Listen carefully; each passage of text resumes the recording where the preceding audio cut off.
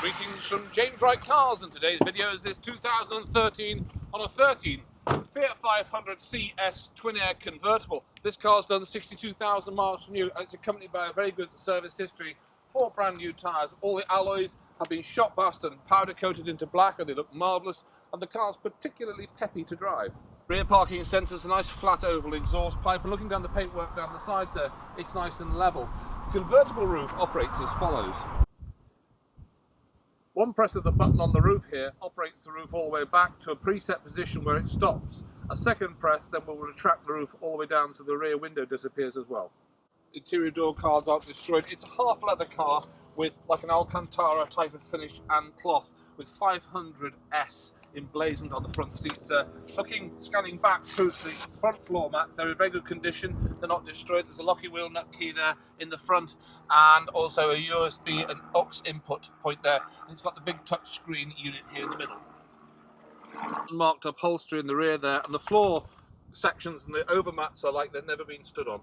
Brand spanking new discs and pads, and as I say, the wheels have all been shot blasted and powder coated into this high gloss black.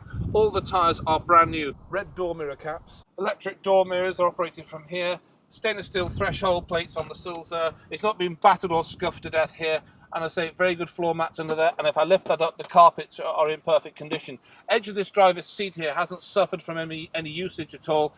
And it's all nice and plumptious, and it's not gone flat. On start up, the car will burst into life, and all the warning lights that should go out do. Give you a little rev there. And this Pioneer sound system, this touchscreen unit, is bursting into life, as we can see there, just booting itself up. I'll come back to that in a second, but you've got the air conditioning system here, electric front windows, and a 5-speed manual gearbox. Going back to the sound system, there it is in all its operational beauty, and we can go into the various bits of apps and various options. It has Bluetooth as well. Turn the volume up. Sends me any more prayers. I want. You need a degree in electronics to know how to work it, but it's all there. And it has this eco button here, making this economical car even more economical. I'll turn the engine off. I'll go through a few details. We have the remote key here, plus a second key. We have the registration document, confirming the car to have been local to us here. We do it as a part exchange. But before that, it was in Tadley. Don't know where Tadley is, but it's an RG postcode. I think it's somewhere down south. Anyway, the car was registered on the 18th of June 2013 as a 500 CS Twinair. It's 875cc. Now, for 875cc, you'd think it'd be really quite flat and wouldn't go, but it's remarkably quick. It picks its skirts up and goes, but of course, the car is only as big as 6 months. It's only 92 grams per kilometre, so the road tax is free. Service history-wise, well, we have that whole book pack here, but I've taken the service history out of it. And while I'm looking over there, I can see USB cables to plug your mobile phone in to make you can put music through that unit there.